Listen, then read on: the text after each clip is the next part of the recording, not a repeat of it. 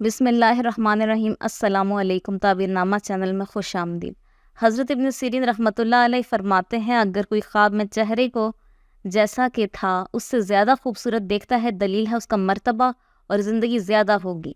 اور اگر اپنا چہرہ برا اور ناخوش دیکھتا ہے تو اس کا مرتبہ کم ہوگا۔ حضرت ابراہیم کرمانی رحمۃ اللہ علیہ فرماتے ہیں، اگر اپنے چہرے کا رنگ سرخ اور پاکیزہ دیکھے، دلیل ہے کہ روشناس ہوگا، اور اگر دیکھے کہ اس کا چہرہ سفید ہے تو دین کی قوت پر دلیل ہے۔ اگر دیکھے کہ اس کے چہرے کا رنگ زرد ہے، دلیل ہے کہ بیمار ہوگا، اور اگر سیاہ ہے تو حلقت میں رسوا ہوگا، اور اگر دیکھے کہ اس کا چہرہ سیاہ ہے اور کپڑے سفید ہیں، دلیل ہے کہ اس کی لڑکی پیدا ہوگی، اور اگر دیکھے کہ اس کا چہرہ سیاہ اور گرد آلودہ ہے، دلیل ہے وہ مشرک ہوگا، اور اگر دیکھے کہ اس کا چہرہ خون آلود ہے یا اس کے چہرے سے زرد آب نکلتا ہے اور اس کے چہرے پر زخم نہیں ہے، دلیل ہے کہ اس کے مال کا نقصان ہوگا، اور اگر دیکھے کہ اس کا چہرہ کج ہو گیا ہے تو یہ اس کے حال کی تباہی پر دلیل ہے،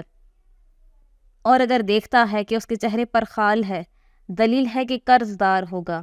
حضرت جابر مغربی رحمۃ اللہ علیہ فرماتے ہیں، اگر اپنے چہرے کو خواب میں پانی یا شیشے میں خوبصورت دیکھے یا کوئی کہے کہ تیرا چہرہ خوبصورت ہے، دلیل ہے کہ اس کا کام نیک ہوگا، اور اگر برا دیکھے تو اس کی تعویل اول کے خلاف ہے،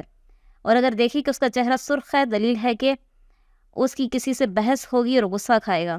اور اگر اپنا چہرہ سفید اور روشن دیکھے، دلیل ہے کہ عبادت کی توفیق پائے گا، اور اگر اپنا چہرہ سیاہ دیکھے تو غم و اندوں کی دلیل ہے اور کفر کا خوف ہے،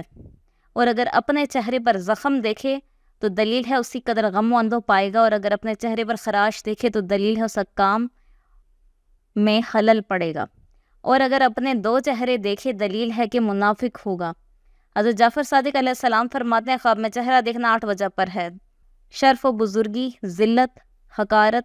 کاموں کا انتظام ہو جانا، دین اور دیانت، رسوائی اور غم، قرض، نیکی، اور اللہ تعالیٰ کی طرف سے عبادت کی توفیق۔